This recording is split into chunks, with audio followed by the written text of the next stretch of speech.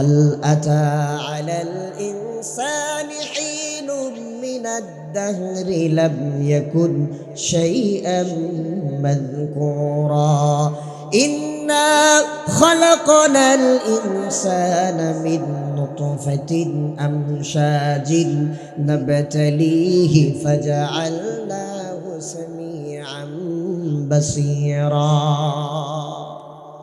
আল্লাহ তাআলা বলছেন, দুনিয়ার মানুষ, তোমার এত কিসের অহংকার, এত কিসের পাওয়ার? তোমার উপর কেমন একটা কাল অতিবাহিত হয়ে যায় নাই, যেই কালের মধ্যে তুমি কিছুই ছিলে না। দুনিয়ার মানুষ তোমার ব্যাপারে কিছুই জানতো না। তোমার বাড়ি কোথায়, তোমার নাম কি, কোন এলাকায় জন্মগ্রহণ করবা, কার ঘরে যাবা, কার বংশের মধ্যে তুমি জন্মগ্রহণ করবা, কেউ তো জানতো না। এরপরে আমি আল্লাহ রাব্বুল আলামিন ইন্না খালাকনাল ইনসানা মিন নুতফাতিন আমশাজিন নাবতালিহি ফাজআলনাহু সামিআম বাসীরা। বান্দা, এরপরে আমি আল্লাহ তাআলা তোমার মা এবং বাবা দুইজন যখন মিলিত হলো, তোমার বাবার যে বীর্যটা আছে, ওই নাপাক পানিটা আমি আল্লাহ তাআলা তোমার মায়ের রহমে পৌঁছাইলাম। মায়ের রহমে পৌঁছানোর পর তোমার মায়ের মাসিকটারে আমি আল্লাহ তাআলা বন্ধ করলাম। সাথে সাথে আস্তে আস্তে করে তোমার মায়ের মাসিকটারে বন্ধ করে দিয়া বান্দা তোমারে আস্তে আস্তে আস্তে আস্তে করে বড় করলাম। আস্তে আস্তে করে বন্ধ করার পর বড় যখন তুমি হয়ে যাও, তোমার শরীরটা একটু মজবুত থাকার জন্যে, শক্তিশালী হওয়ার জন্যে, তোমার শরীরের হাড়গুলো গঠন হওয়ার জন্যে খাবারের প্রয়োজন। বান্দা তোমার মায়ের মাসিকটাকে বন্ধ করে দিয়া তোমার মা যে খাবারগুলা খায়, ওই খাবারগুলাকে আমি আল্লাহ একেবারে পিওর করে দুইটা খাদ্যনালী বানায় দিলাম। ময়লাযুক্ত যে খাবারগুলো আছে, ওই খাবারগুলো আমি আল্লাহ তাআলা এক সাইডে করলাম। আর তুমি বান্দাকে খাওয়ানোর জন্য খাবারগুলো যেগুলো একেবারে পরিশুদ্ধ খাঁটি খাবার, ওই খাবারগুলো তোমার মায়ের থেকে আমি আল্লাহ একটা নাভির থেকে নল সৃষ্টি করে দিয়া তোমার পেটের মধ্যে আমি আল্লাহ পৌঁছায়া দিলাম। এরপরে বান্দা আস্তে আস্তে আমি আল্লাহ তাআলা তোমাকে শোনার জন্য কান দিলাম, দেখার জন্য চোখ দিলাম, কথা বলার জন্য আমি আল্লাহ তাআলা তোমাকে মুখ দিলাম। আমি আল্লাহ রাব্বুল আলামিন আস্তে আস্তে করে তোমাকে সুন্দরভাবে গঠন করলাম। কেন জানো বান্দা? কারণ আমি আল্লাহ তাআলা তোমাকে পরীক্ষা করতে চাই। বান্দা, দুনিয়ায় পাঠানোর পর আমি তোরে পরীক্ষা করব। এই পৃথিবীতে আমরা যারা বসবাস করছি, এই পৃথিবীতে আমরা যারা জন্মগ্রহণ করেছি, এই মজলিসে কিংবা কক্সবাজার জেলা কিংবা গোটা বাংলাদেশ অথবা গোটা পৃথিবীতে কেউ এমনটা দাবি করতে পারবে না যে আমি আমার মায়ের গর্ভের থেকে জন্মগ্রহণ করিনি, আমার বাবা আমার মায়ের রহমের মধ্যে আমাকে পৌঁছিয়ে দেন নাই। এমনটা কেউ দাবি করতে পারবে না। কথা ঠিক কিনা বলে? আল্লাহ তাআলা তার বান্দাদেরকে পৃথিবীতে প্রেরণ করেছেন মা এবং বাবার মাধ্যমে। পৃথিবীতে শুধুমাত্র দুইজন মানুষ আছেন, যেই দুইজন আল্লাহর বান্দাকে এবং বান্দিকে আল্লাহ তাআলা মা এবং বাবা ছাড়া পৃথিবীতে প্রেরণ করেছেন। এই দুইজনের মাও নাই, বাবাও নাই। আরেকজন আল্লাহর বান্দা, তিনি বাবা ছাড়া জন্মগ্রহণ করেছেন, তার মা নাই। মা বাবা ছাড়া যিনি পৃথিবীতে মানুষ সৃষ্টি করেছেন, তিনিও আল্লাহ। বাবা ছাড়া শুধু মায়ের থেকে যিনি সন্তান পৃথিবীতে পাঠিয়েছেন, তিনিও আল্লাহ। আবার মা এবং বাবা উভয়ের মাধ্যমে যিনি সন্তানকে পৃথিবীতে ভূমিষ্ঠ করিয়েছেন, তিনিও আল্লাহ। মা বাবা ছাড়া বান্দা প্রেরণ করা, বাবা ছাড়া শুধুমাত্র মায়ের মাধ্যমে সন্তান পৃথিবীতে ভূমিষ্ঠ করা, এবং মা ও বাবা দুইজনের মাধ্যমে সন্তান ভূমিষ্ঠ করানোর ক্ষমতা একমাত্র যার, জোরে আওয়াজ দিয়া বলেন তিনি কে? আরো জোরে বলেন কে? এখন আপনাদের প্রশ্ন হতে পারে, হুজুর, আমাদেরকে যদি আল্লাহ তাআলা মা বাবার মাধ্যমেই পৃথিবীতে পাঠান, তাহলে ওই দুইজনকে কেন আল্লাহ মা বাবা ছাড়া পাঠালেন? আর ঈসা আলাইহিস সালাতু ওয়াস সালামকে কেন আল্লাহ বাবা ছাড়া মায়ের থেকে পাঠালেন? এমন একটা প্রশ্ন বান্দাদের মাথার মধ্যে আসতে পারে কি পারে না? জোরে বলেন, পারে না? সহজ উত্তর, আমরা বারবার বলি, কোরআন আল্লাহ তাআলা নিজেই বলেছেন, ইন্নাল্লাহা আলা কুল্লি শাইইন কদির। সকল বিষয়ে একমাত্র একচ্ছত্র ক্ষমতার অধিকারী যিনি, তিনি হচ্ছেন কে? আল্লাহ তাআলা। সেজন্য বান্দা যেন আল্লাহর ক্ষমতা নিয়ে প্রশ্ন তুলতে না পারে। আল্লাহ তাআলা বুঝাই দিলেন, বান্দা, আমি আল্লাহ চাইলে মা বাবা ছাড়াও আমার বান্দা পৃথিবীতে প্রেরণ করতে পারি, এই ক্ষমতা আমার আছে। আবার আমি আল্লাহ চাইলে বাবা ছাড়া শুধুমাত্র মায়ের মাধ্যমে পৃথিবীতে সন্তান পাঠাতে পারি, এই ক্ষমতাও আমার আছে। আমার ক্ষমতায় যেন তোমাদের কোনো প্রশ্ন না আসে,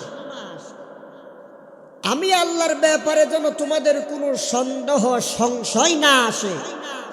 সেই জন্যেই মূলত আমি আল্লাহ সুবহানাহু ওয়া তাআলা মা বাবা ছাড়া এবং বাবা ছাড়া শুধু মায়ের মাধ্যমে দুভাবেই আমি আল্লাহ তাআলা সন্তান প্রেরণ করে দুনিয়াতে দেখিয়েছি। জুড়ে বলেন সুবহানাল্লাহ। এজন্য এই ক্ষমতা একমাত্র আল্লাহ সুবহানাহু ওয়া তাআলা। সম্মানিত প্রিয় উপস্থিতি, আমরা যারা এই পৃথিবীতে এসেছি, আমরা সবাই এসেছি মা এবং বাবার মাধ্যমে। আমাদের মাও আছে, বাবাও আছে। কিভাবে আসলাম? আল্লাহ রাব্বুল আলামিন বলেন, দুনিয়ার মানুষ শোনো, আমি আল্লাহ সুবহানাহু ওয়া তাআলা প্রথমে দুইজন মানুষ বানালাম। আমি আল্লাহ তাআলা শুধু আদম আলাইহিস সালাতু ওয়াস সালামকে মাটি দিয়া বানালাম। আদম ছাড়াই দুনিয়ার জমিনে আমি আল্লাহ মাটি দিয়া সাধারণ মানুষদেরকে বানাই নাই। আদমকে বানানোর পর আদমকে যখন আমি আল্লাহ তাআলা রূহ দিলাম, আদম আলাইহিস সালাতু ওয়াস সালামের একা একা ভালো লাগে না, কারণ তাকে আমি আল্লাহ তাআলা মুযাক্কার বানালাম, পুরুষ বানালাম। পুরুষ কখনো নারী ছাড়া পরিপূর্ণ হতে পারে না। একজন পুরুষ যদি পরিপূর্ণ পুরুষ হয়, সব দিক থেকে যদি পারফেক্ট হয়, তাহলে ওই পুরুষ কোনোদিনও একজন স্ত্রী ছাড়া থাকতে পারে না। আমার নবী আদমকে আমি আল্লাহ তাআলা জান্নাতের মধ্যে রাখলাম। আমার নবী আদমকে বানানোর পর আমার নবী আদমের একা একা ভালো লাগে না, সেই জন্য আমার নবী আদম থেকে আমি আল্লাহ তাআলা তার স্ত্রী হাওয়াকে বানালাম। শুধুমাত্র মাটি দিয়া বানাইলাম আদমকে, আদম থেকে বানালাম তার স্ত্রী হাওয়াকে।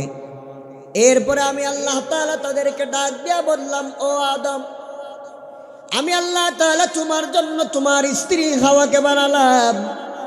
তোমার স্ত্রী হাওয়াকে বানানোর পর তোমরা দুইজনকে আমি আল্লাহ তাআলা নির্দেশ দিয়ে দিলাম, তোমরা জান্নাতের মধ্যে বসবাস করো। জান্নাতে বসবাস করতে যায়া জান্নাতে যা মন চাই সবগুলা খেতে পারবা, যেখানে মন চাই যেতে পারবা। শুধুমাত্র একটা গাছের দিকে ইশারা করে আল্লাহ তাআলা বললেন, আদম রে, ওই গাছের ফল খাবে তো দূরের কথা, ওই গাছের কিনারায়ও যাবা না। যদি গাছের কিনারায় যাও, তাহলে তোমাদেরকে যিনি জালেম বানিয়ে দিবেন তিনি কে? আল্লাহ তাআলা বলেন, ইয়া آدم اسكن أنت وزوجك الجنة وكلا منها رغدا حيث شئتما ولا تقربا هذه الشجرة فتكونا من الظالمين. الله تعالى বলেন, ইয়া আদম, ও আদম, উসকুন আনতা ওয়া যাওজুকাল জান্নাহ, তুমি আর তোমার স্ত্রী হাওয়া দুইজনে মিলে জান্নাতের মধ্যে বসবাস করো। এখন আর তোমরা দুইজন একসাথে থাকার মধ্যে কোনো গুনাহ নাই, কারণ তোমরা দুইজন স্বামী আর স্ত্রী, দুইজনে জান্নাতের মধ্যে বসবাস করে। ওয়া কুলা মিনহা রাগাদান হাইতু শিতুমা, ও আদম, তুমি আর তোমার স্ত্রী হাওয়া জান্নাতের মধ্যে যা মন চাই সবগুলা খেতে পারবা, তোমাদের জন্য সবগুলা আমি আল্লাহ নিয়ামত হালাল করে দিলাম। লা তাকরাবা হাদিহিশ শাজারা, সব কিছু খাইলো, এই গাছের ফলটা তোমরা খাইতে পারবা না। এই গাছের ফল খাবে তো এটা অনেক দূরের কথা। লা তাকরাবা হাদিহিশ শাজারা, তোমরা দুইজন আদম এবং হাওয়া এই গাছের নিকটেও যাবা না, এই গাছের নিকটে আসবা না। যদি এই গাছের নিকটে যাও তাহলে কি হবে? আল্লাহ বলছেন ফাতাকুনা মিনাজ জালিমিন। জান্নাতের মধ্যে আদম এবং হাওয়া দুইজন, সেই জন্য আল্লাহ এখানে দ্বিবচন ব্যবহার করেছেন, ফাতাকুনা মিনাজ জালিমিন, তোমরা দুইজন জালেমদের অন্তর্ভুক্ত হয়ে যাবা। আল্লাহর কথা মতো আদম এবং হাওয়া এই দুইজন জান্নাতে বসবাস করছে, জান্নাতের সব কিছু নিয়ামত ভোগ করছে, কিন্তু এই গাছের কাছে যায় না, এই গাছের ফলও খায় না। হঠাৎ করে একদিন শয়তানকে যখন আল্লাহ তাআলা আদমকে সিজদা করতে বললেন, সাথে সাথে শয়তান বলে দিল, ও রব, ওগো আল্লাহ তাআলা, আমি আদমকে সিজদা করতে পারবো না। ফাসাজাদু ইল্লা ইবলিস। ইবলিস আল্লাহ রাব্বুল আলামিনের কথাকে অমান্য করে আদমকে সিজদা দিল না। আবা ওয়াস্তাকবারা ওয়া কানা মিনাল কাফিরিন, সে অহংকার করলো, স্বীকার করলো। অস্বীকার করার কারণে, অহংকার করার কারণে আল্লাহ রাব্বুল আলামিন তাকে কাফেরদের অন্তর্ভুক্ত করে দিলেন। আল্লাহ তাআলা আবার তাকে জিজ্ঞেস করলেন, ও শয়তান, কেন তুই আমার হুকুম অমান্য করলি? আদমকে কেন সিজদা দিলি না? আল্লাহ তাআলা বলেন, ক্বালা মা মানাআকা আল্লা তাসজুদা ইয আমারতুকা ক্বালা আনা খায়রুম মিন খালাকতানি মিন নারিন ওয়া খালাকতাহু মিন তিন। আল্লাহ বললেন, আমি শয়তানকে ডাক দিয়া বললাম, ওরে শয়তান, মা মানাআকা আল্লা তাসজুদা ইয আমারতুকা, যখন আমি তোকে আমার নবী আদমকে সিজদা করতে বললাম, কিসে তোকে বারণ করলো সিজদা করা থেকে? কেন তুই আমার আদেশ মানলি না? শয়তান উত্তর দিয়া বলছে, ও রব আল্লাহ তাআলা, আমি আদমকে সিজদা করলাম না, কারণ হলো আমি আদম থেকে উত্তম। আনা খায়রুম মিন, আমি আদম থেকে উত্তম। আল্লাহ বললেন, তুমি আদম থেকে কেমনে উত্তম হলা? শয়তান বলছে, রব খালাকতানি মিন নার, আপনি আমাকে সৃষ্টি করেছেন আগুন থেকে, ওয়া খালাকতাহু মিন তিন, আর আপনি যাকে সিজদা করতে বললেন ওই আদমকে আপনি বানাইলেন মাটি দিয়া। আল্লাহ, আপনি তো সব কিছু বুঝেন, আপনি একটু আমাকে বলেন, আগুন কি নিচের দিকে যায় নাকি মাটি নিচের দিকে যায়? আল্লাহরে যুক্তি দেওয়া শুরু করছে। আগুনের কাজ হলো উপরে থাকা, আর মাটির কাজ নিচে থাকা। এজন্য সিজদা যদি করতেই হয়, আদম আমাকে করবে, আমি আদমকে করব না। জোরে আওয়াজ দিয়া বলেন নাউজুবিল্লাহ। আচ্ছা, আল্লাহর আদেশের ক্ষেত্রে কোনো এক্সকিউজ, কোনো অজুহাত, কোনো যুক্তি চলবে? জোরে বলেন চলবে? আল্লাহ যেটা নির্দেশ দিয়েছেন তার মধ্যে বান্দার জন্য কল্যাণ আছে, সেজন্যই নির্দেশটা দিয়েছেন, ঠিক কিনা বলেন? চোখ বন্ধ করে মেনে নিতে হবে। আল্লাহ রাব্বুল আলামিন বলেন, শয়তান আমার হুকুম অমান্য করলো, সাথে সাথে আমি শয়তানকে নির্দেশ দিয়ে দিলাম, শয়তান আজ থেকে তোর মর্যাদা আর নাই, আমি আল্লাহ তাআলা তোকে কাফেরদের অন্তর্ভুক্ত করে দিলাম। এবার শয়তান বলছে, রব আপনি যেহেতু আমাকে কাফেরদের অন্তর্ভুক্ত করে দিলেন, যে আদমকে সিজদা না করার কারণে আজকে আমি অভিশপ্ত হয়ে গেলাম, ওই আদম আর আদমের স্ত্রীকেও কিন্তু আমি জান্নাতে থাকতে দিব না। আমি যদি জান্নাত থেকে বের হয়ে যাই, তাহলে আদম আর আদমের স্ত্রী হাওয়াকেও জান্নাত থেকে বের হয়ে যেতে হবে, এমন চক্রান্ত আমি করব। আল্লাহ তাআলা যেই গাছের নিকটে যাওয়ার জন্য নিষেধ করেছেন, শয়তান হাওয়ার মাধ্যমে ওই গাছের ফলটা খাওয়ালেন। অনেক রকমের ব্যাখ্যা তাফসীরের মধ্যে পাওয়া যায়, সেই ব্যাখ্যার দিকে যাব না, শুধুমাত্র মূল কথাটা বলবো। আল্লাহ রাব্বুল আলামিন বলছেন, শয়তান হাওয়াকে কুমন্ত্রণা দিয়ে, প্ররোচনা দিয়ে হাওয়াকে ওই গাছের ফল খাওয়ালো, আর আদমকেও চাইলো অপবিত্র করার জন্যে। আল্লাহ রাব্বুল আলামিন বলেন, শয়তান দুইজনকে অপবিত্র করে ফেললো, আর জান্নাতে বসবাস করার কোনো অধিকার রইল না। আমি আল্লাহ তাআলা আদম এবং হাওয়া এই দুইজন, আর ওই দিক দিয়ে শয়তান, তিনজনকে বললাম এখনই তোমরা জান্নাত থেকে বের হয়ে যাও। জান্নাত থেকে বের হয়ে যাওয়ার কথা যখন আল্লাহ তাআলা বললেন, আদম এবং হাওয়া তারাও জান্নাত থেকে বের হলেন, শয়তানও জান্নাত থেকে বের হয়ে গেল। এইবার শয়তান আল্লাহ রাব্বুল আলামিনকে একটা রিকোয়েস্ট করলো, অনুরোধ করলো, রাব্বুল আলামিন আমি যেহেতু জান্নাত থেকে বের হয়ে গেলাম, আপনি আমাকে একটা এমন শক্তি দেন যেন আমি বনি আদমকে, আপনার বান্দাদেরকে সামনে থেকে, পেছনে থেকে, ডানে থেকে, বামে থেকে যেন কুমন্ত্রণা দিয়া দিয়া আপনার সঠিক সহজ সরল ইসলামের পথ থেকে দূরে সরাই দিতে পারি। আমাকে ক্ষমতা দেন, আমি যেন বনি আদমকে ভিন্ন পথে পরিচালনা করতে পারি। রব্বুল আলামিন বললেন, শয়তান শুনে রাখ, তোকে আমি আল্লাহ তাআলা এই ক্ষমতাটা দিয়ে দিলাম, কিন্তু আমি আল্লাহর সাথে সাথে তোকে একটা কথা বলে রাখলাম রে শয়তান, আমার যে সকল খাঁটি বান্দাগুলা আছে, আমার যে বান্দাগুলা আমি আল্লাহকে রব হিসেবে মেনে নিয়েছে, যাদের অন্তরের মধ্যে আমি আল্লাহ তাআলার ভয় আছে, ওই বান্দাদেরকে কোনোদিনও তুই কখনো সিরাতে মুস্তাকিমের পথ থেকে দূরে সরাতে পারবি না। সুবহানাল্লাহ। তাহলে এবার বুঝেন, আমাদের মা হলো হাওয়া আলাইহিস সালাতু ওয়াস সালাম, বাবা হলেন আদম আলাইহিস সালাতু ওয়াস সালাম, দুইজনে কিন্তু জান্নাত থেকে বের হয়ে গেলেন। আল্লাহ রাব্বুল আলামিন বলেন, তাদেরকে জান্নাত থেকে বের করে দেওয়ার পর আমি আল্লাহ তাআলা বললাম, তোমরা পৃথিবীতে চলে যাও। কেমন ভাবে যাবা? বলে যে পৃথিবীতে তোমরা যাবা শয়তানের শত্রু হয়ে, এবং শয়তান তোমাদের শত্রু হয়ে। সুবহানাল্লাহ। কারণ এই শয়তানের কারণেই তোমাদেরকে জান্নাত ছাড়তে হয়েছে। আমি বলি, শয়তানের কারণে হোক আর আল্লাহর হিকমত হোক, জান্নাত থেকে এরা বের হয়েছে, এটাই আমাদের জন্য রহমত। ঠিক কিনা বলেন?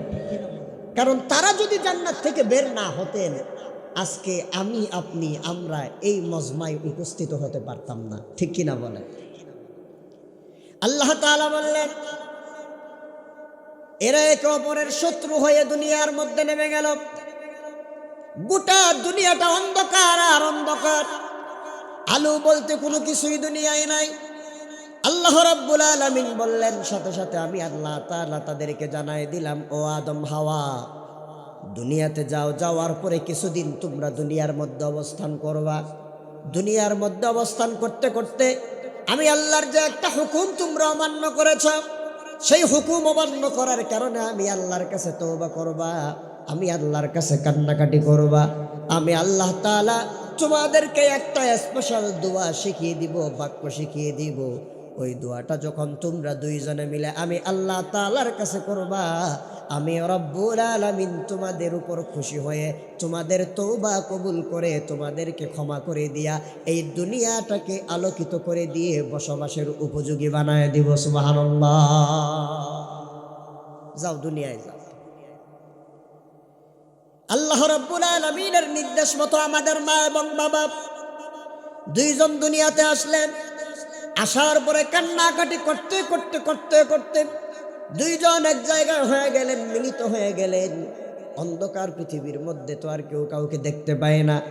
আদম বলে, এই পৃথিবীর মধ্যে মানুষ হিসাবে একমাত্র আমি আর আমার স্ত্রী হাওয়া আছে। এই কান্না হাওয়ার কান্না ছাড়া আর কারো কান্না হতে পারে না। আর এই দিক দিয়ে হাওয়া বলেন, এই পৃথিবীতে মানুষ হিসাবে আমার একমাত্র স্বামী আদমই আছে। এই কান্নার আওয়াজ একমাত্র আদম ছাড়া আর কারো হতে পারে না। কান্নার আওয়াজ সহ্য করে করে, শুনে শুনে, একজন আরেকজনকে ফলো করে করে, অনুসরণ করে করে এক জায়গায় একত্রিত হয়ে গেল। এক জায়গায় একত্রিত হওয়ার পর আল্লাহ রাব্বুল আলামিন আদম আলাইহিস সালাতু ওয়াস সালামকে একটা দোয়া শিক্ষা দিলেন। আল্লাহ তাআলা বলেন, ফাতালাক্কা আদামু মির রাব্বিহি কালিমাতিন ফাতাবা আলাইহি ইন্নাহু হুয়াত তাওয়াবুর রহিম। জোরে বলেন আল্লাহু আকবার। আল্লাহ তাআলা বলেন, ফাতালাক্কা আদামু মির রাব্বিহি কালিমাতিন, আদম আলাইহিস সালাতু ওয়াস সালাম তার রব থেকে কতগুলো কালেমা বাক্য শিখে নিলেন। আল্লাহ তাআলা তাকে এই বাক্যগুলো শিখায় দিলেন। ফাতাবা আলাইহি, এইগুলার দ্বারা তিনি আল্লাহর কাছে তওবা করলেন। তওবা করার সাথে সাথে যিনি তওবা কবুল করে ক্ষমা করে দিলেন তিনি কে? এই দোয়াটা কি দোয়া? কোরআনের আরেক জায়গায় ওই দোয়াটা আল্লাহ তাআলা বলছেন, আদম এবং হাওয়া তারা মানুষ হলো দুইজন।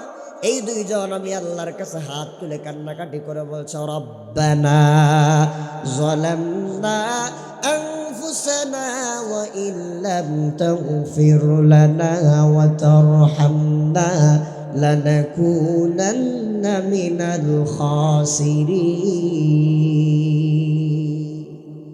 এই দোয়ায় কি আছে? আমরা কেন বারবার হাত তুললে এই দোয়াটা পড়ি? আল্লাহ তাআলা বলেন, আমার নবী আদম এবং তার স্ত্রী হাওয়া আল্লাহ তাআলার শুধু একটা হুকুম অমান্য করেছে। জোরে বলেন কয়টা? শুধু একটা হুকুম অমান্য করেছে। তাফসীরের কিতাবের মধ্যে পাওয়া যায়, তাফসীরে খাজাদের মধ্যে আছে, আদম আলাইহিস সালাতু ওয়াস সালাম আল্লাহ তাআলার একটা হুকুম অমান্য করার কারণে 350 বছর লজ্জায় আল্লাহর আসমানের দিকে তাকান নাই। 350 বছর আল্লাহর আসমানের দিকে তাকাই নাই লজ্জায়। এই চেহারা আমি আমার আল্লাহকে কেমনে দেখাবো? আমি তো আমার রবের হুকুম অমান্য করেছি। আল্লাহ তাআলা বলেন, আদম এবং হাওয়া দুইজন একত্রিত হয়ে আমার কাছে হাত তুলেছে আর বলছে, রব্বানা যালামনা আনফুসানা, ও আমাদের রব, যালামনা আনফুসানা, আমরা নিজেরা নিজেদের উপর জুলুম করেছি। ও রব, আপনি তো আমাদেরকে জান্নাতের মধ্যে সুখময় একটা জীবন দিয়েছিলেন। আপনি আমাদেরকে একটা হুকুম মানতে বলেছিলেন, কিন্তু আপনার ওই হুকুমটা আমরা ভুলে গেলাম না মালুম, ওই হুকুমটা আমরা অমান্য করলাম। রব্বুল আলামিন এই হুকুমটা অমান্য করার কারণে নিজেরা নিজেদের উপর জুলুম করেছি, নিজেদেরকে জান্নাত থেকে নিজেরাই বের করে দিয়েছি। এমনকি জান্নাত থেকে যখন বের হয়ে যাচ্ছি তখন গায়ের মধ্যে পোশাকও ছিল না সতরটা ঢাকার জন্যে। এটা আমরা নিজেরা নিজেদের শাস্তি পেয়েছি, নিজেরাই নিজেদের উপর জুলুম করেছি। যালামনা আনফুসানা, আমরা নিজেরা নিজেদের উপর জুলুম করেছি। ওগো রব, ওয়া ইল্লাম তাগফির লানা ওয়া তারহামনা, ওয়া ইল্লাম তাগফির লানা, যদি আপনি আমাদেরকে ক্ষমা না করেন, ওয়া তারহামনা, ক্ষমা করার পর যদি দয়া না করেন, লানাকুনান্না মিনাল খাসিরিন, তাহলে অবশ্যই আমরা দুইজন ক্ষতিগ্রস্তদের অন্তর্ভুক্ত হয়ে যাব। দোয়ার স্টাইল দেখছেন? আমরা বলি আল্লাহর কাছে এত দোয়া করতেছি, আল্লাহ দোয়া কবুল করে না। কবুল করবে কিভাবে? বলার স্টাইল ঠিক থাকতে হবে। আদম কি বলছেন? রব্বানা, হে আমাদের রব, যালামনা আনফুসানা, আমরা আল্লাহর হুকুম অমান্য করার কারণে নিজেরা নিজেদের উপর জুলুম করলাম। নিজেরা যে নিজেদের উপর জুলুম করলাম সেটার স্বীকৃতি দিলাম। তার মানে তওবা করতে হলে আগে পাপের স্বীকৃতি দিতে হবে, ঠিক না? আমি যে তওবা করব আগে পাপ করছি এটা স্বীকৃতি দিতে হবে। আমি মাপ চাইবো আগে আমি যে অপরাধ করছি এটা আমাকে স্বীকার করতে হবে। আদম আলাইহিস সালাম দুয়ার মধ্যে এটাই শিখাইলেন। আল্লাহ, আমরা নিজেরা পাপ করছি, নিজেদের উপর জুলুম করছি, যদি আপনি আমাদেরকে ক্ষমা না করেন তাহলে এটা তো পরের কথা। ক্ষমা না করলে আপনি শাস্তি যা দিবেন দেন, সেটা আপনি দিতে পারেন, আপনার ক্ষমতা আছে। ঠিক আছে, আপনি ক্ষমা করলেন, দয়া করলেন। দয়া করার পর আমি আর হাওয়া এই পৃথিবীতে আসি। এই পৃথিবী অন্ধকার, কোথাও আলো নাই, বসবাস করার মতো কোথাও জায়গা নাই, রান্না করে খাওয়ার জন্য হাট বাজার সদাই কিচ্ছু নাই। আল্লাহ আপনি না হয় আমাদেরকে ক্ষমা করলেন, আর কি, গুনাহটা মাফ করে দিলেন, ভুলটা ক্ষমা করে দিলেন, কিন্তু এরপরে যদি আপনি দয়া করে আমাদের জন্য পৃথিবীটাকে আলোকিত না করে দেন, আমাদের জন্য খাবারের ব্যবস্থা করে না দেন, তাহলে এই পৃথিবীতে আমরা থাকবো কিভাবে? লানাকুনান্না মিনাল খাসিরিন। ক্ষমা না করলে আখিরাতে ক্ষতিগ্রস্ত, দয়া না করলে দুনিয়াতে ক্ষতিগ্রস্ত। সুবহানাল্লাহ। বুঝছেন দোয়া? ক্ষমা না করলে আখিরাতে ক্ষতিগ্রস্ত, আর দয়া না করলে দুনিয়াতে ক্ষতিগ্রস্ত। কই যাব, কি খাবো, না খাবো, কিভাবে করব? আল্লাহ, আল্লাহ আপনি আমাদেরকে দয়া করেন, আমাদেরকে ক্ষমা করেন, আমাদের উপর রহম করেন। আল্লাহ তাআলা বলছেন, আমি আমার নবী আদম এবং তার স্ত্রী হাওয়ার দোয়াটা কবুল করে নিলাম। সুবহানাল্লাহ। আল্লাহ রাব্বুল আলামিন আদম এবং হাওয়ার জন্য এই দুনিয়াটা আলোকিত করে দিলেন। আলোকিত করে দেওয়ার পর দুনিয়াটাকে বসবাসের উপযোগী বানালেন। বসবাসের উপযোগী বানায়া এইবার স্বামী স্ত্রী বসবাস করছে, এক ঘরের মধ্যে শুচ্ছে, ঘুমাচ্ছে, খাচ্ছে। আল্লাহ তাআলা বলছেন, এইবার আমি আল্লাহ তাআলা আদম এবং হাওয়ার মাধ্যমে দুনিয়ার মধ্যে আস্তে আস্তে করে মানুষ সৃষ্টি করা শুরু করে দিলাম। সুবহানাল্লাহ বলেন। আল্লাহ তাআলা বলেন, ওয়াবাথা মিনহুমা রিজালান কাসীরান ওয়া নিসা। এই দুইজনের মাধ্যমেই অসংখ্য নারী আর পুরুষ ছড়িয়ে ছিটিয়ে দিয়েছি। আস্তে আস্তে করে মানুষ বৃদ্ধি পাচ্ছে। এখন মানুষ বৃদ্ধি পাওয়ার সিস্টেমটা কি? আল্লাহ রাব্বুল আলামিন বলেন, আমি আল্লাহ তাআলা আদম আলাইহিস সালাতু ওয়াস সালামকে প্রতিবারে দুইটা করে সন্তান দিতাম। একটা সন্তান পুরুষ আর একটা সন্তান মহিলা। এইভাবে করে জোড়ায় জোড়ায় সন্তান হতো। ওয়াবাথা মিনহুমা রিজালান কাসীরান ওয়া নিসা। একজন পুরুষ একজন মহিলা করে করে দুইজন সন্তান দিতাম প্রতিবার।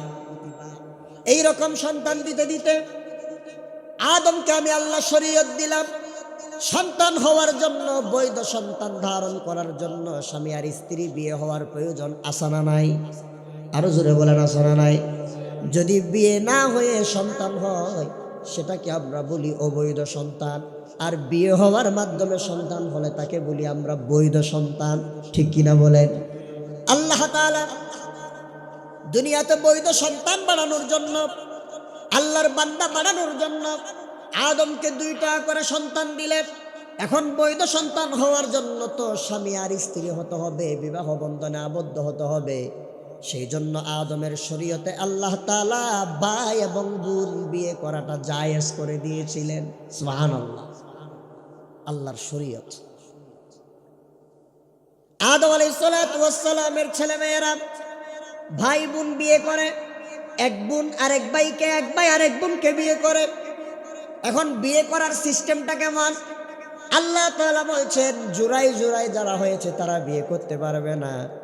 এইবারের ছেলে গতবারের মেয়ে, গতবারের ছেলে এইবারের মেয়ে, অর্থাৎ একই সাথে ভূমিষ্ঠ ভাই বোন বিয়ে করতে পারবে না। আগের আর পরের হতে হবে, একই সাথে না জায়েজ। এখন এইরকম ভাবে বিয়ে হচ্ছে হচ্ছে হচ্ছে বিয়ে হতে হতে আস্তে আস্তে করে পালা আসলো হাবিল আর কাবিলের। হাবিল আর কাবিলের পালা আসার পর ইতিহাস আপনারা জানেন, এটাও কোরআন শরীফে আছে। হাবিল আর কাবিলের পালা যখন চলে আসছে, এখন একটা মহিলা, তাদের বোন নাম ছিল আকলিমা। সে খুব বেশি সুন্দরী হওয়াতে তার সাথে যে ভাই জন্মগ্রহণ করেছে সে তাকে বিয়ে করার জন্য পাগল হয়ে গেছে। কিন্তু আল্লাহর শরীয়ত হলো একই সাথে জন্ম নেওয়া ভাই বোন বিয়ে করতে পারবে। এবার আপনারা বুঝে থাকলে উত্তর দেন, পৃথিবীতে সর্বপ্রথম যে হত্যাকাণ্ড সংঘটিত হয়েছে সেটা কার কারণে হয়েছে?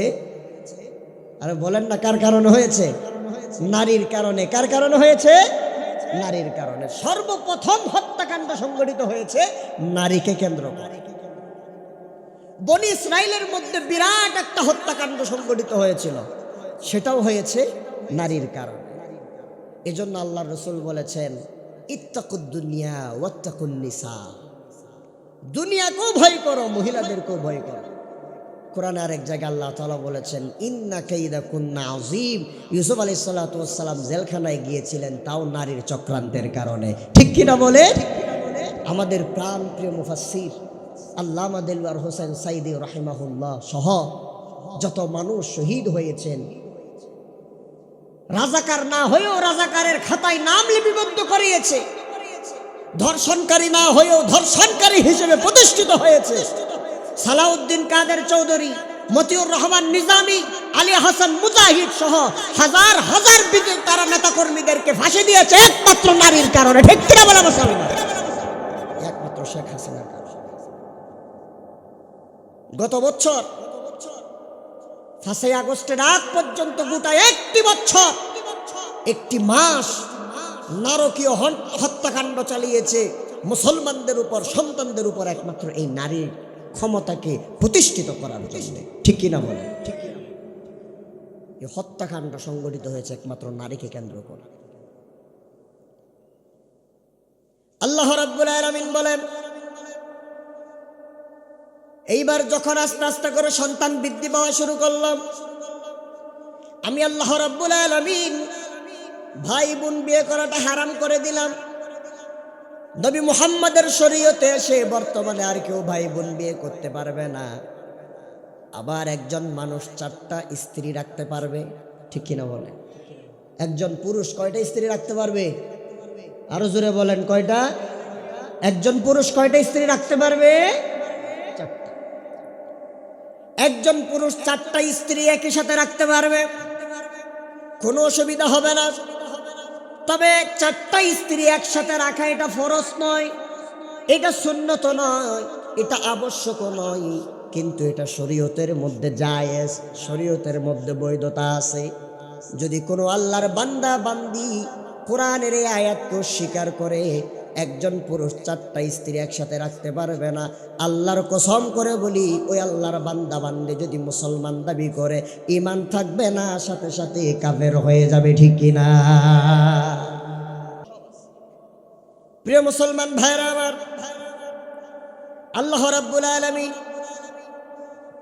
মানুষ সৃষ্টি করেছেন, বৃদ্ধি করেছেন, ভাই ভাইকে আল্লাহ রাব্বুল আলামিন আদমের শরীয়তের মধ্যে ভাই বোন বিয়ে করাটা জায়েজ করে দিলেন।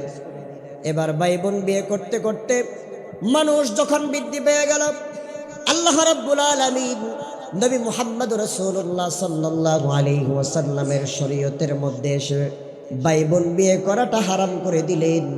তবে একজন আরেকজনকে বিয়ে করতে পারবে, ভাই বোন বিয়ে করাটা জায়েজ নাই। আবার 2 বোন একসাথে বিয়ে করাটাও জায়েজ নাই, আল্লাহ তাআলা নিষিদ্ধ করে দিলেন।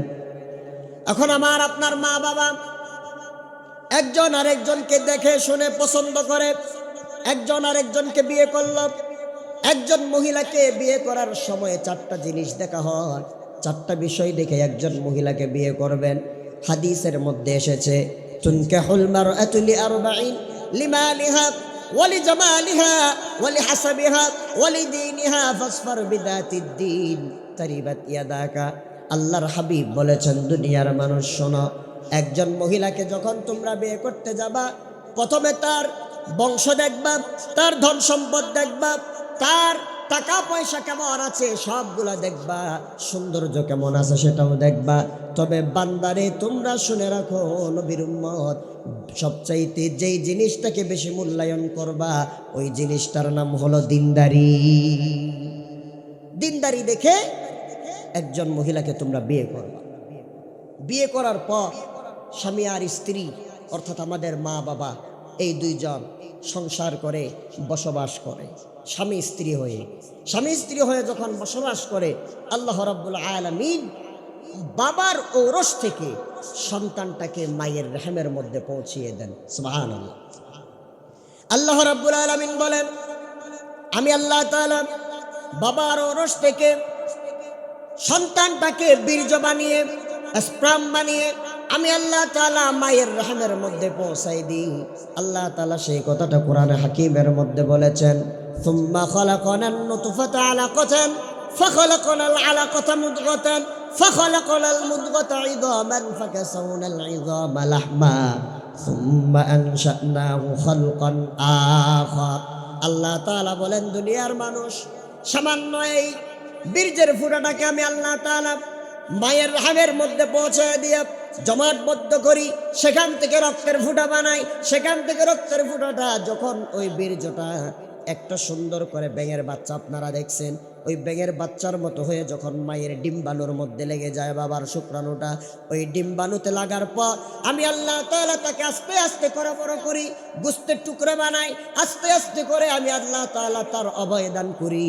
এরপরে আমি আল্লাহ রাব্বুল আলামিন সুম্মা আনশানাহু খালকান আখার, বান্দাকে যেভাবে করে বানানো দরকার আমি আল্লাহ তাআলার যদি মন চায় বান্দাকে আমি আল্লাহ ছেলে বানাই, আমি আল্লাহ তাআলার যদি মন চায় বান্দাকে আমি আল্লাহ তাআলা মেয়ে বানাই। এই ক্ষমতায় একমাত্র যার, তিনি কে? আল্লাহ তাআলা। আল্লাহ রাব্বুল আলামিন বলেন, আমি মায়ের গর্ভের মধ্যে তোমাদেরকে দিলাম।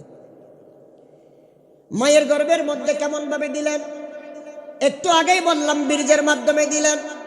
তাহলে এই পৃথিবীতে আদমকে আল্লাহ বানাইলেন মাটি দিয়া, আর আল্লাহ তাআলা আমাদেরকে বানাইলেন একটা নাফাক ফুটা বীর্যের ফুটা দিয়া। আল্লাহ রাব্বুল আলামিন কোরআনে আরেক জায়গার মধ্যে বলছেন, বান্দা শোনো, হাল আতা আলাল ইনসানি হিনুম মিনাদ দাহরি লাম ইয়াকুন শাইআম মাযকুরা ইন্না খালাকনাল ইনসানা মিন নুতফাতিন আমশাজিন নাবতালিহি ফাজআলনাহু সামিআম বাসীরা। আল্লাহ তাআলা বলছেন, দুনিয়ার মানুষ, তোমার এত কিসের অহংকার, এত কিসের পাওয়ার? তোমার উপর কেমন একটা কাল অতিবাহিত হয়ে যায় নাই, যেই কালের মধ্যে তুমি কিছুই ছিলে না। দুনিয়ার মানুষ তোমার ব্যাপারে কিছুই জানতো না। তোমার বাড়ি কোথায়, তোমার নাম কি, কোন এলাকায় জন্মগ্রহণ করবা, কার ঘরে যাবা, কার বংশের মধ্যে তুমি জন্মগ্রহণ করবা, কেউ তো জানতো না। এরপরে আমি আল্লাহ রাব্বুল আলামিন ইন্না খালাকনাল ইনসানা মিন নুতফাতিন আমশাজিন নাবতালিহি ফাজআলনাহু সামিআম বাসীরা। বান্দা, এরপরে আমি আল্লাহ তাআলা তোমার মা এবং বাবা দুইজন যখন মিলিত হলো, তোমার বাবার যে বীর্যটা আছে ওই নাপাক পানিটা আমি আল্লাহ তাআলা তোমার মায়ের রহমে পৌঁছাইলাম। মায়ের রহমে পৌঁছানোর পর তোমার মায়ের মাসিকটারে আমি আল্লাহ তাআলা বন্ধ করলাম। সাথে সাথে আস্তে আস্তে করে তোমার মায়ের মাসিকটারে বন্ধ করে দিয়া বান্দা তোমারে আস্তে আস্তে আস্তে আস্তে করে বড় করলাম। আস্তে আস্তে করে বন্ধ করার পর বড় যখন তুমি হয়ে যাও, তোমার শরীরটা একটু মজবুত থাকার জন্যে, শক্তিশালী হওয়ার জন্যে, তোমার শরীরের হাড়গুলো গঠন হওয়ার জন্যে খাবারের প্রয়োজন। বান্দা তোমার মায়ের মাসিকটাকে বন্ধ করে দিয়া তোমার মা যে খাবারগুলা খায় ওই খাবারগুলাকে আমি আল্লাহ একেবারে পিওর করে দুইটা খাদ্যনালী বানিয়ে দিলাম। ময়লাযুক্ত যে খাবারগুলো আছে ওই খাবারগুলো আমি আল্লাহ তাআলা এক সাইডে করলাম, আর তুমি বান্দাকে খাওয়ানোর জন্য খাবারগুলো যেগুলো একেবারে পরিশুদ্ধ খাঁটি খাবার, ওই খাবারগুলো তোমার মায়ের থেকে আমি আল্লাহ একটা নাভির থেকে নল সৃষ্টি করে দিয়া তোমার পেটের মধ্যে আমি আল্লাহ পৌঁছায় দিলাম। এরপরে বান্দা আস্তে আস্তে আমি আল্লাহ তাআলা তোমাকে শোনার জন্য কান দিলাম, দেখার জন্য চোখ দিলাম, কথা বলার জন্য আমি আল্লাহ তাআলা তোমাকে মুখ দিলাম। আমি আল্লাহ রাব্বুল আলামিন আস্তে আস্তে করে তোমাকে সুন্দরভাবে গঠন করলাম। কেন জানো বান্দা? কারণ আমি আল্লাহ তাআলা তোমাকে পরীক্ষা করতে চাই। বান্দা দুনিয়ায় পাঠানোর পর আমি তোরে পরীক্ষা করব। এ হলো আমাদের আসার প্রসেসটা। আসার পরে কিসের মাধ্যমে আসলাম? হুজুর চলে আসছেন, আমি 5 মিনিটের মধ্যে শেষ করে দিচ্ছি, আপনারা কি বিরক্ত হবেন? কিভাবে আসলাম? মায়ের পেটের মধ্যে যখন আসলাম, বর্তমানে আল্ট্রাসোনোগ্রাফি বের হয়েছে, মেশিনের মাধ্যমে মায়ের পেটে দেখা যায় সন্তান যেটা আছে সেটা কি ছেলে নাকি মেয়ে। কথা ঠিক কিনা বলেন? অনেকেই বলেন যে বিজ্ঞান উন্নত হয়েছে, আমরা জন্ম নেওয়ার আগেই জানতে পারতেছি যে সন্তানটা ছেলে নাকি মেয়ে। আল্লাহ তাআলা বলছেন বেশিবার বাড়িস না, বিজ্ঞান আগায় নাই, প্রযুক্তি আগায় নাই, বরং আমি আল্লাহ তাআলা ওই সন্তানটাকে এমন একটা পর্যায়ে নিয়ে এসেছি যেই পর্যায়ে সন্তানটা পুরুষ হলেও পুরুষ হয়ে যায়, নারী হলে সেটা নারী হয়ে যায়। সুবহানাল্লাহ। বেটা তোরা যেই সময় আল্ট্রাসোনোগ্রাফির মাধ্যমে জানতে পারো সন্তানটা ছেলে হবে নাকি মেয়ে হবে, আমি আল্লাহ তাআলা ওই সময়েও দুনিয়াতে সন্তান ভূমিষ্ঠ করে দেখিয়ে দিয়েছি। সুবহানাল্লাহ। এজন্য 7 মাসে যদি কোনো সন্তান হয় ওই সন্তানটা বৈধ সন্তান হতে পারে। কথা বুঝাইতে পারছি? 7 মাসে যদি কারো সন্তান হয়ে যায় তাহলে সেখানে আপনি এই প্রশ্ন করতে পারবেন না এটা মনে হয় অবৈধ সন্তান। এত তাড়াতাড়ি কেমন সন্তান হয়? আল্লাহ তাআলা বলছেন যে কোরআন শরীফের মধ্যে একটা সন্তানকে গর্ভে ধারণ এবং দুধ পান করানো এই দুটোটা মিলেই সময় লাগে সালাসুনা শাহরা, 30 মাস। তাহলে এটা যদি হিসাব করেন দেখা যায় যে 7 মাসে দুনিয়াতে সন্তান আসা সম্ভব। তবে এটা খুব ব্যতিক্রম। যেগুলো 7 মাসে 6 মাসে সন্তান হয় বাঁচে কম। 7 মাসে সন্তান হলে বাঁচে কম, এটা ডাক্তারি ব্যাখ্যা। তো 7 মাসে সন্তানটা পেটের মধ্যে সম্পূর্ণ আকৃতি ধারণ করেই ফেলেছে। সন্তানটা ছেলে হলেও সেটা পরিপূর্ণ হয়েছে, মেয়ে হলেও পরিপূর্ণ হয়ে গিয়েছে। কিন্তু বিজ্ঞান আজকে এটা প্রমাণ করতেছে 1500 বছর আগে। তাহলে এবার আপনারা বলেন বিজ্ঞান আগাইছে নাকি কোরআন জানিয়ে দিয়েছে? কোরআন জানিয়ে দিয়েছে। এবার সন্তান দুনিয়াতে আসে, সন্তানটা যখন মায়ের পেটের মধ্যে থাকে কেমন কষ্ট হয়। আল্লাহ সুবহানাহু ওয়া তাআলা বলছেন, বান্দারে ওয়াকাদা রাব্বুকা আল্লা তা'বুদু ইল্লা ইয়্যাহু ওয়া বিল ওয়ালিদাইনি ইহসানা। আমি আল্লাহ তোরে সৃষ্টি করলাম, পাঠাইলাম মা বাবার মাধ্যমে। এজন্য বান্দা আমি আল্লাহর নির্দেশ, আমি আল্লাহর ইবাদত করবা, মা বাবার সাথে কখনো বেয়াদবি করবা না, সুন্দর কথাবার্তায় মা বাবার সাথে বলবা, মা বাবার সামনে উফ শব্দটিও বলবা না। মা যেন তোমার কথায় কষ্ট না পায়, বাবা যেন তোমার কথায় কষ্ট না পায়। কেন জানো বান্দা, মা তোমার জন্য কি করছে? হামালাতহু উম্মুহু ওয়াহনান আলা ওয়াহনিন ওয়া ফিসালুহু ফি আমাইন। বান্দারে তোমার মা কষ্টের পর কষ্ট, ব্যথার পর ব্যথা সহ্য করে তোমাকে পেটের মধ্যে ধারণ করছে। দুনিয়ায় আসার পর তোমার মা তোমার জন্য কষ্ট করে 2টা বছর নিজের দুধ তোমাকে পান করিয়েছে। এই কষ্ট দুনিয়ার আর কেউ সহ্য করবে না বান্দা। চিকিৎসা বিজ্ঞান বলে যখন একজন সন্তান মায়ের পেটের মধ্যে থাকে, সন্তানটা যখন লাথি মারে এমন ব্যথা অনুভব হয়, দুনিয়ার অন্য কিছুর উপর যদি এই ব্যথাটা প্রয়োগ করা হয় তাহলে সেই ব্যথার ভার কেউ সহ্য করতে পারে না, শুধুমাত্র একমাত্র মাই এই ব্যথাটা সহ্য করতে পারে। ডাক্তাররা বলছে সন্তান যখন প্রসব করে আমরা বের করে নিয়ে আসি, সন্তানটা যখন মায়ের গর্ভ থেকে দুনিয়ায় ভূমিষ্ঠ হয় তখন মায়ের এমন কষ্ট হয়, 20টা হাড় ভেঙে ফেললে যেমন কষ্ট হয় তার চাইতে বেশি কষ্ট হয় একজন মায়ের সন্তান প্রসব করতে। আল্লাহু আকবার। ডাক্তাররা বলছে, বিজ্ঞানীরা বলছে সন্তান প্রসব করার মতো ব্যথা কষ্ট এই পৃথিবীতে আর কিচ্ছু নাই। এজন্য হাদিসের মধ্যে আছে, আল্লাহ রসুলের কাছে এক সাহাবী এসে বলছে, ইয়া রাসূলুল্লাহ, আমার কাছে সবচাইতে বেশি সুন্দর আচরণ পাওয়ার হকদার যেই মানুষটা, সেই মানুষটাকে মান আহাক্কু বিহুসনি সাহাবাতি। রসুল বললেন উম্মুকা। মানুষটি সাহাবী আবার জিজ্ঞেস করলেন, ইয়া রাসূলুল্লাহ তারপরে কে? রসুল বললেন তোমার মা। আবার জিজ্ঞেস করা হলো, ইয়া রাসূলুল্লাহ তারপরে কে? আবার তোমার মা। 4 নম্বরে কে ইয়া রাসূলুল্লাহ? রসুল বললেন তোমার বাবা। 3বার মায়ের কথা। মুহাদ্দিসিনে কেরাম বলছেন প্রথমবার মায়ের কথা বলার কারণ হলো মা দীর্ঘ 10 মাস সন্তানকে পেটের মধ্যে জায়গা দেয় যেটা দুনিয়ার কেউ দেয় না। 2 নম্বর মায়ের কথা বলার কারণ হলো মা 2টা বছর সন্তানকে দুধ পান করায় যেটা দুনিয়ার কেউ করে না। 3 নম্বর মায়ের কথা বলার কারণ হলো সন্তান ভূমিষ্ঠ হওয়ার পরে বাবা শুধু টাকা খরচ করে, খুশি হয়, মিষ্টি বিলায়, কিন্তু সন্তানের প্রস্রাব পায়খানা পরিষ্কার করা, সন্তানকে লালন পালন করা বিন্দু মাত্র কাজেও বাবা সাহায্য করে না, সবগুলা করে মা। সেই জন্য আল্লাহ তাআলার হাবিব 3বার মায়ের কথা বলেছেন। সুবহানাল্লাহ। এ হচ্ছে মা। আরও অনেক কথা। সম্মানিত প্রিয় উপস্থিতি, এজন্য মায়ের সাথে যেন কোনো বেয়াদবি না হয়ে যায়। আমি আলোচনাটা মূলত শুরু করেছি আমাদের একদম আদি বাবা মা থেকে, সেজন্য এতটুকুতেই এসে ঠেকেছি। আজকে এখানে এতটুকু, এর বাইরে আর যাব না। ইনশাআল্লাহ আগামী কোনো দিন যদি দেখা হয়, কথা হয়, তখন আমরা আলোচনা করব ইনশাআল্লাহ। সম্মানিত উপস্থিতি,